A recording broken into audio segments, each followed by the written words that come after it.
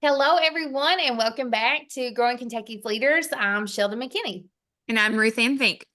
and we are with the Kentucky FFA Foundation. So happy to just get to share stories about some guests and influencers in Kentucky FFA, and we certainly have that today with our director of the Kentucky FFA Leadership Training Center, Josh Mitchum. Josh is much more than that. He is a former ag teacher. He's a musician, an artist, a father, all kinds of great things. And we are looking forward to letting you all hear from him. So Josh, why don't you just introduce yourself to our listeners and tell them about who you are. Okay, well, Josh Mitchum. I'm originally from Breckinridge County. Uh, was involved in FFA there. Worked at FFA camp as a high school graduate through the summers. Um, and my father had been an ag teacher and had left the profession. I had ag teachers that were encouraging me to be ag teachers, and I was like, I don't really think that's what I'm going to do. I mean, I think kind of grass is always greener kind of thing. Like I've done that. I'm going to do something else. But I went to Western Kentucky University, and that just was where my friends were, and that's where my heart was. Those were the people that I was spending time with, and of course, I was working at camp, and Dr. Pete was a huge influence to me.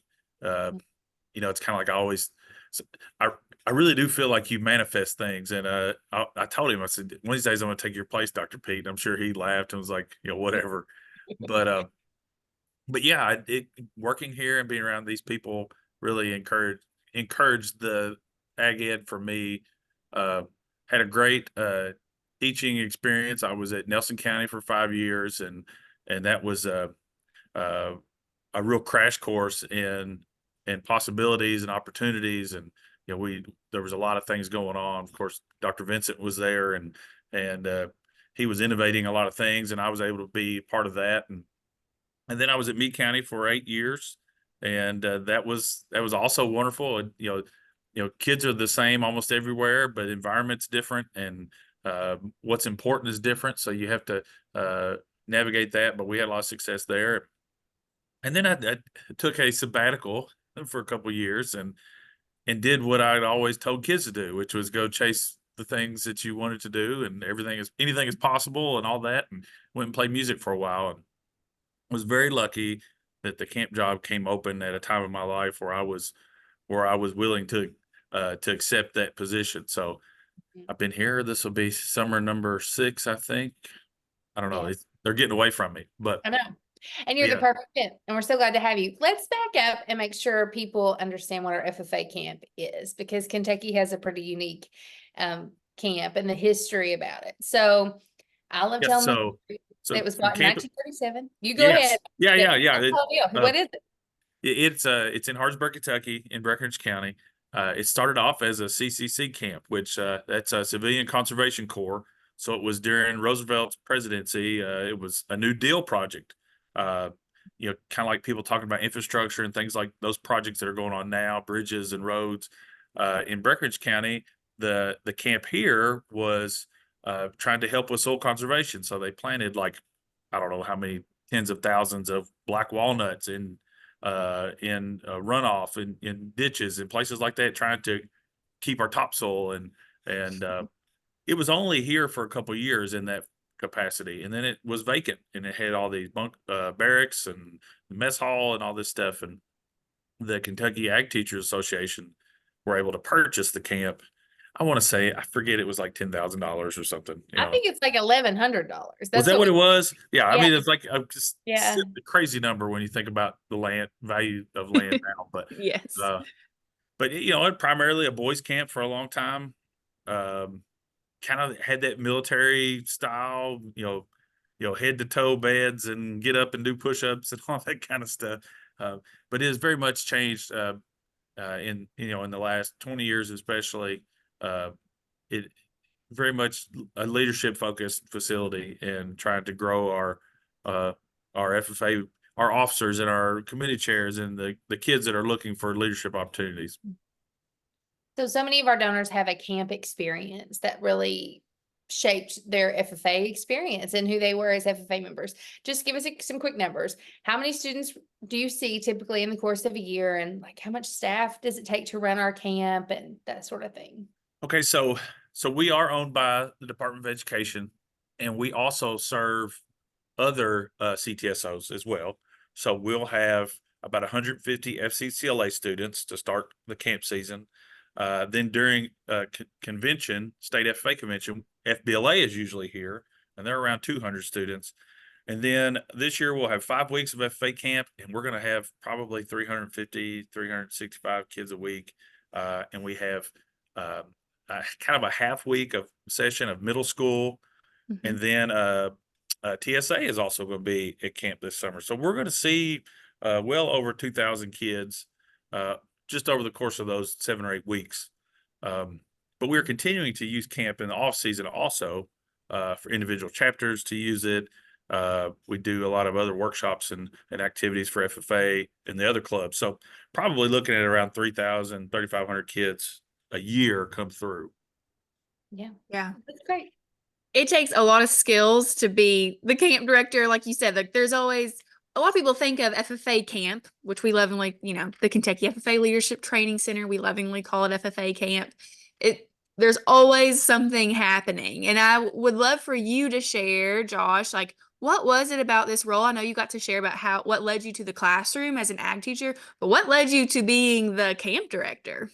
Well, I think obviously it is most FFA members' favorite thing that they ever did, Mm-hmm. unless they were a national officer like Ruth Ann or a state officer or something like that. Camp is like it's way up there, Yeah. and it had a big impact on me. Uh, Not to mention, you know, ADD is my superpower, and I like having lots of things going on at once, and it and I camp it needs a professional plate spinner. So I told somebody the other day, it's like having 5 games of chess going all the time, and you make a move, and then you move to the next board and make another move. And state Yeah. government moves kind of at that pace too, so it's kind of slow, uh, but there's the facility management, and then there's employee management, and then there's the FFA teacher observations and things like that. So this really for me is like the perfect mix of all the things that I loved about FFA and that I just love to do in general. And having in this, I mean, honestly, I've been coming to camp consistently every year for since I was 16. So Mm-hmm. I was here for at least 1 week uh, for all of my whole life almost. So it's a it's definitely a heart project for me. Mm. My goal is to leave it better than I found it, and so we've got a lot going on, and it's hard to people think that we don't do anything over the winter time. And I guess it would be easy for me to kind of just sit back and wait for summer to come, but that's not easy for me. So Right. Well, you provided the perfect segue. And when you said we've got a lot going on, and we have a lot going on, this might be a great update to share with just teachers or listeners. We've received some appropriation money in the state budget to do some major projects at camp that are working on all the time. Why don't you give people a little bit of update about what kind of facilities we're managing now, what's happening right now, and what's going to happen at the end of this summer? So if you've been to camp in the last 30 years, really the only changes were our beautiful administration building, which we still call the new admin building. It is not new. It is as old as it's older than most of our teachers. Uh, Sure. but the cabins have essentially been the same since 1955, 1954, with just moderate updates throughout the years. So kind of the first piece has been we've got Katie is really has gotten behind us, and I can't thank them enough. Karen Worth, I think we gave her uh, Honorary degree. yeah, honorary degree last year, or the year before. She has been a big help in just kind of recognizing us as one of their properties and then being fair with funds that they have. So we renovated 5 cabins last year. We're in the process of finishing up 10 more cabins. We have built 2 new cabins in the last couple of years, and and have been allocated funding to finish the last 5. So all that to say, by next summer, all 22 cabins that we have will basically be brand new cabins with mini splits and LED lights and nice floors and nice mattresses, thanks to Ruth Ann. So Yeah. a Oh, huge thanks to upgrade. Temper Sealy. Yeah, they donated Yes. 400, replaced all of our mattresses with Temper Right. Sealy mattresses. Yeah. So that And let was me like interject. that was We my goal. Like that was my sure. goal for my career was if we can get the cabins renovated before I retire, awesome. Okay. Mm. Before we go to the next part, let's talk about what a big deal that is to even have renovated cabins, because our cabins were older, they were not climate controlled. And so people brought air conditioners. If you wanted an air conditioner, when I was a teacher and student, you had to bring your air conditioner from home, plug it in windows, Oh, pay yeah. a Get the fee to run cardboard out and you and know, so now when we talk about being energy efficient and nice and comfortable, accommodating, like it's huge. and it is a Mhm. cost savings. Like, you know, we were paying $4,500 a month in electricity bills, and that's because we had 4 window units in every cabin going full blast and never cooling them off. Um, so yeah, so if you're into carbon footprints, we're working on that. So yeah, and just comfort and kids. You know, I don't know how many kids don't have air conditioner at home, and how many kids. You know, it's not like we're encouraging kids to not be tough and all that kind of stuff. It's still very much camp. You know, it's as Miss Brenda used to say, this is not the Hilton, but it needs to be comfortable. If we want kids to continue to come, we have to try to make it as modern as we can and keep the camp aesthetic. And I think we found a good place with that. Mhm. And we can use it all year round. Yeah, absolutely. Well, I'm gonna tell you, I want to sleep with an air conditioner, and I don't think that's too whiny to ask for And our no, the teachers. old teachers are And like, I had a box fan at the end of my bed. I'm like, I yeah, and know, but yeah, and you complained about it for 35 years. yes, you So didn't like it. this is, Everyone packed their own mattress topper. You know, yeah, Yeah. yeah, Yeah, you we're made it taking work. care of all Yeah. that. it's Yeah. awesome. So Yeah, we that's also have wonderful. the end of this summer, when we finish with campers, we're embarking on a big new project. You said lots of changes hadn't happened in 30 years. We've had this huge cabin renovation, but something bigger's coming. Tell us Yes. about So, and I had to pray on this for a while too, because, you know, the camp as it is has been here. It's been this way for a long time. But I it. think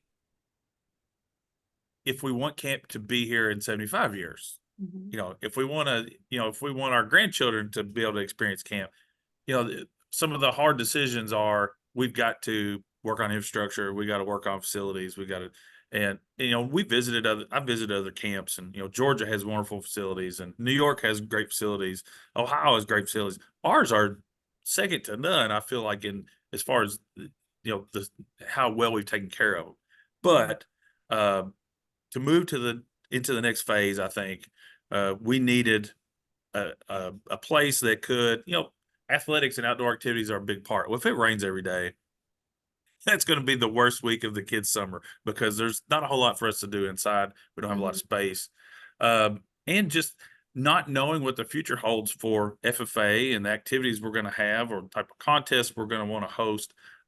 We needed a new big facility to kind of help us with those, and with the help of Stephen Rudy and Brandon Reed, some of our legislators uh, who had a heart for FFA, we are going to be building a new activity center. We've been appropriated $7 million for that. We are almost finished with phase C of the design. Uh, we have planned a groundbreaking in July, and this facility will be replacing what we call the old admin building. Again, had to pray on it for a while. It's very, you know, it's sentimental, Mm-hmm. but we haven't really used it. And it hasn't served a, a greater purpose in the last few years. I mean, when you built the new administration building, basically we are saying we're not going to use this old one anymore for that.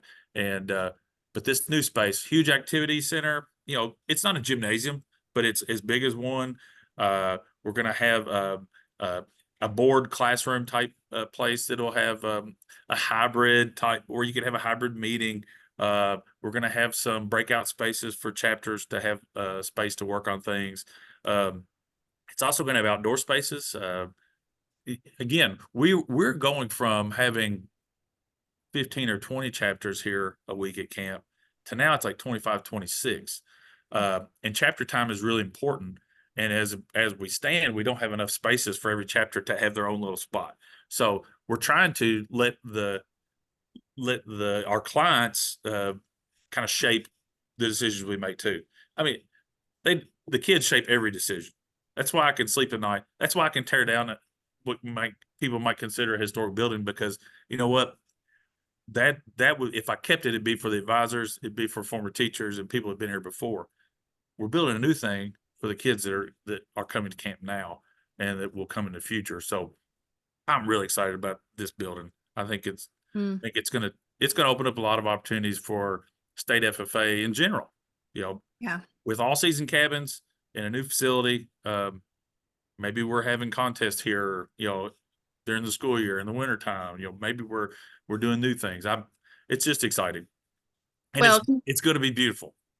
I'm sure it will be. And Kentucky FFA is so fortunate to have you leading this project because you are a visionary and you really put the FFA members first. And that's what it's about, you know?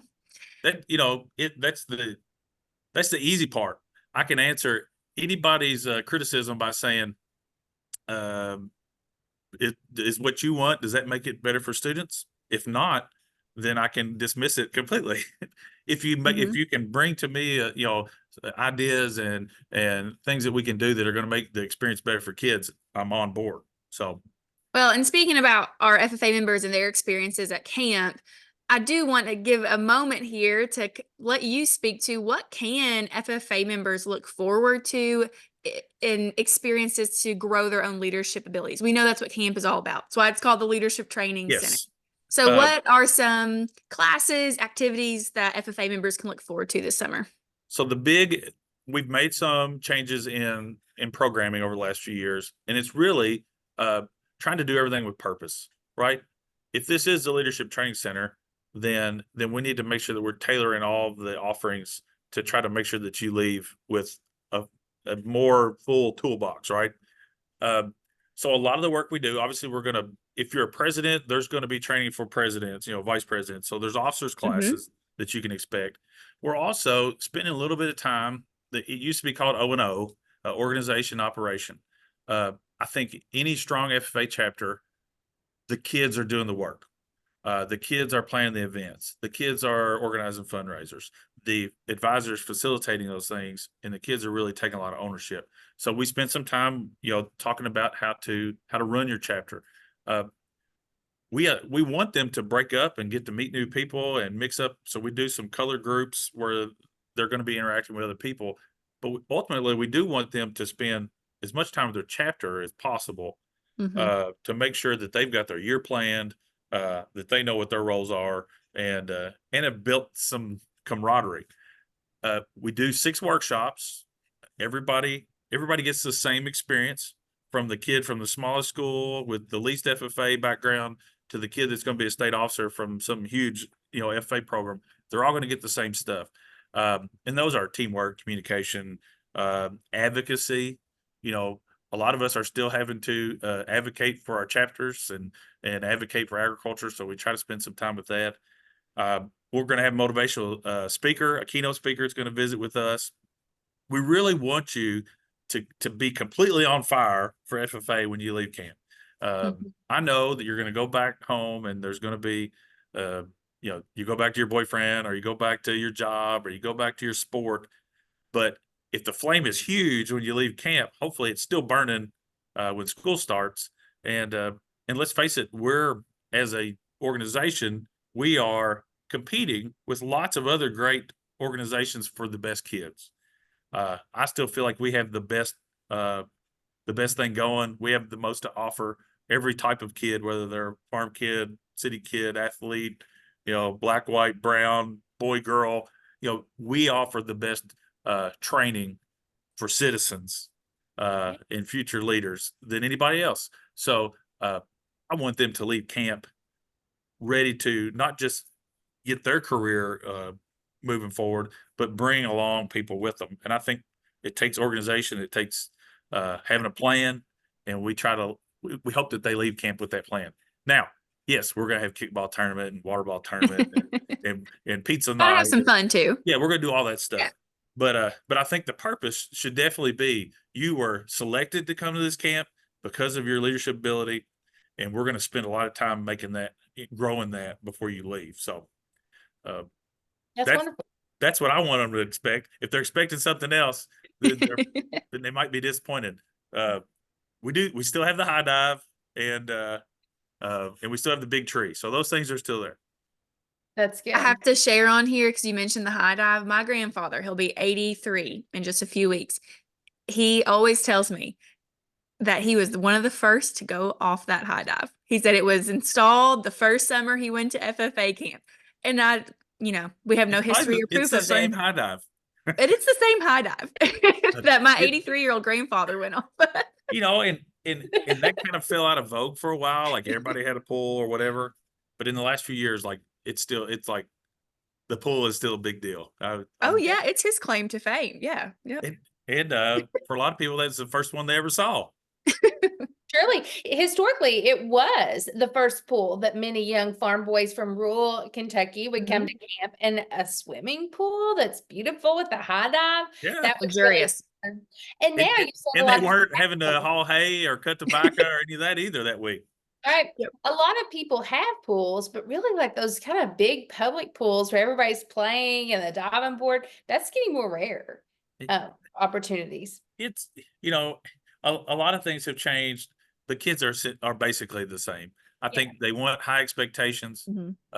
They want it to be fun. They want it to be delivered in a way that is meaningful to them and they can relate to. But they're still just kids, so we still have Yeah. to have that kind of stuff.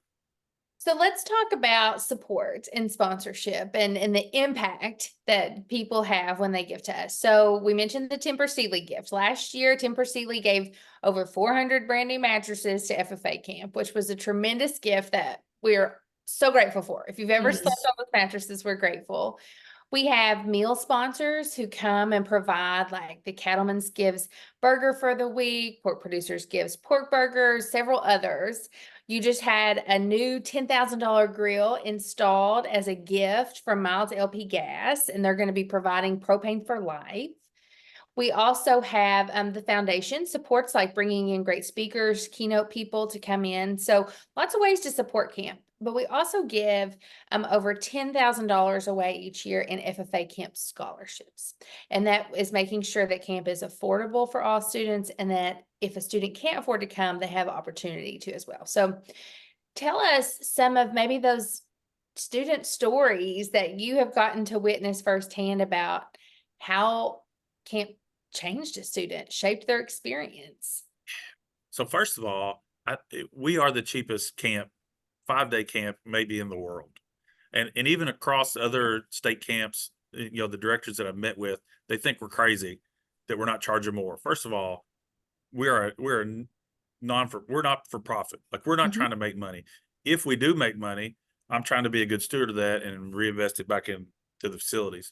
But through the donations of food, through the camp scholarships, essentially $150, we're serving you more food than $150 worth. I went to Ricatino camp when I was 12 years old, and it was 3 days and cost like $400, and that was in the 1900s. Okay, so I feel like the price makes it is not prohibitive for any kid to come to camp. So any kid that wants to come is going to get here. Now, as far as how it changes them, I think coming to a place where, again, we're in competition with so many other things, and I hate to use the word competition, but I really do feel like if a kid's interested in FFA, we've got a lot to offer them. Coming to a place where everybody is on fire for FFA, and coming to a place where being a leader is cool and is popular and it does not look silly or is not, people don't turn their nose up to it, and knowing that it's like going to national convention and seeing all the jackets, but you can come to camp and be around people that are just like you, that are trying to excel and trying to do great things. And I think it just builds that confidence up. It's like, it's sometimes it's not cool to be in marching band.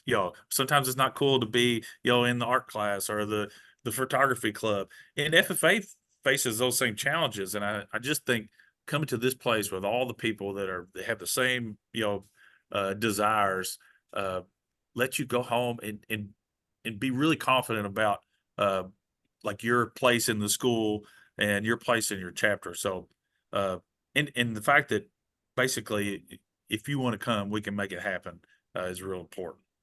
I think what you said there is so great about sometimes we are competing for attention. Everyone is competing for people's attention, but about getting to come to a place where it is cool to be silly, to be active, to be a leader, and to practice that in kind of a low stakes environment is so essential. I think about Jackson Baird, he's state FFA vice president, and I called that out in him on his podcast interview. I'm like, you're always just putting yourself out there and you make other people comfortable in doing that. FFA camp is a time for students to practice that, to feel like it's cool. So when they go home and they're local leaders, hopefully some of that is still contagious. I mean, I think you can use your insecurity as a superpower, right? Like if you're self-aware and you're looking at other people who are doing great things, you're obviously going, well, that person's better than me.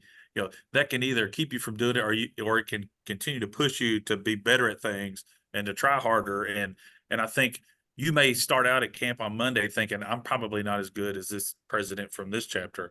But I think by the time you leave, you really can kind of go, okay, but I can be my own version of that.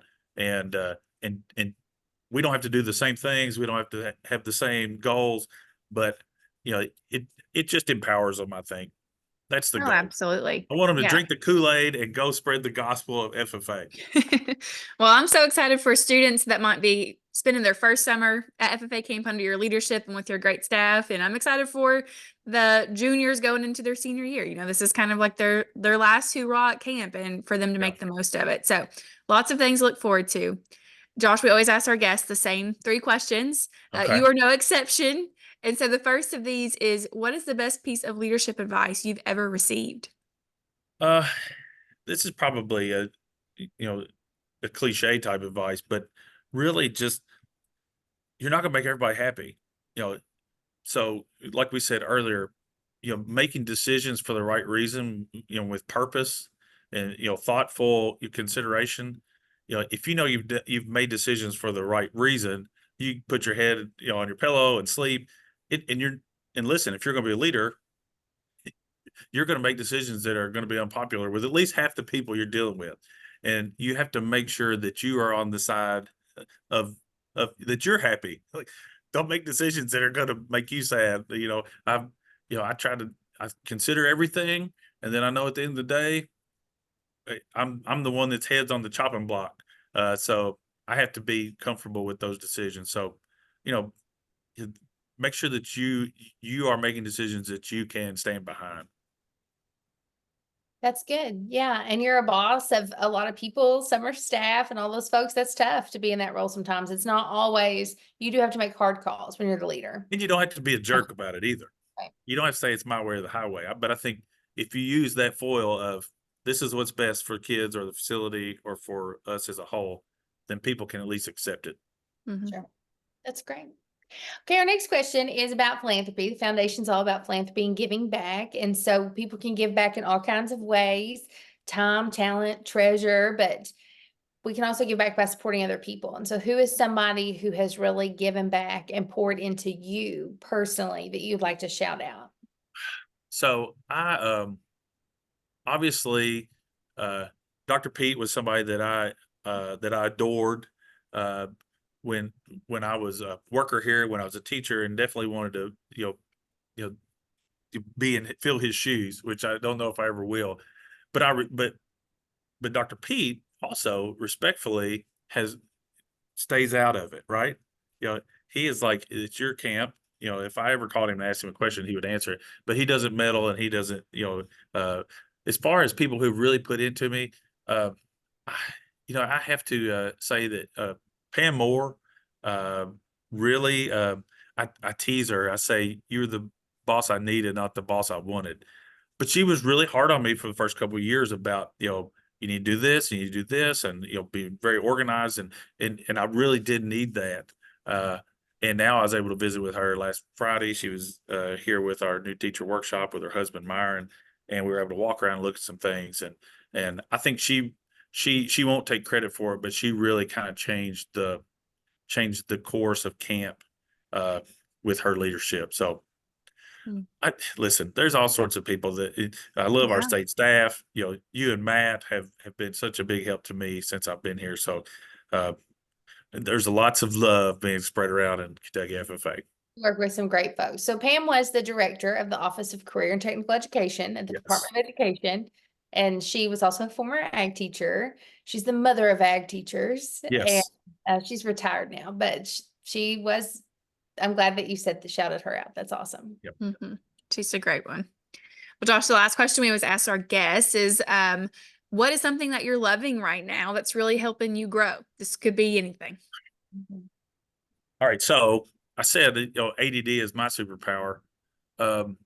I I have to go, but I have to go back and forth with things. If I really focus on one thing for too long, I can get burnt out, or I can kind of fall out of love with it.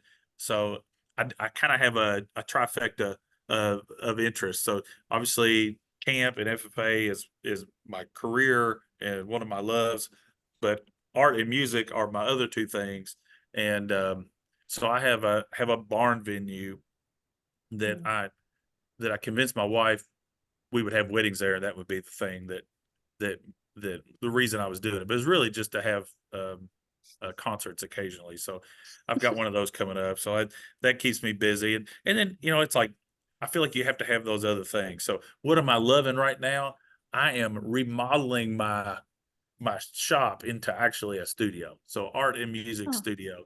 Instead of, it was my grandfather's workshop. So it took me a long time to get to the point where I could like move tools and change things from my childhood. But it's time. It's been like 12 years. So I'm putting my print on it now. So that'll be my space to do all those things. Yeah, it's so good to have an outlet and create a place to be creative. And you are so creative. Well, most of those things don't pay very well, but they are good for your psyche and Good for for you. your yes. Oh, yeah, that's good. Josh, we are so blessed to have you in this role and to be a leader. You just bring so much good joy to all the people around you, and you're just a trusted, true leader. If you're going to do the right thing, and it's just an honor to get to work with you. And I know that our campers all over the state love you, and so we can't wait to. This will come out sometime in the summer. Folks will get to hear about camp and follow you all on social media, Kentucky FFA Leadership Training Center, so you can see what's happening at camp. But thank you for being with us today. Thank you guys. It must have been a slow news day. That's what I told my wife. They Yeah, ran out of people, so they had to ask me. no, we're thrilled to have you, and I'm sure everyone's thrilled to listen. So, you all, thank you for joining us for another episode of Growing Kentucky's Leaders.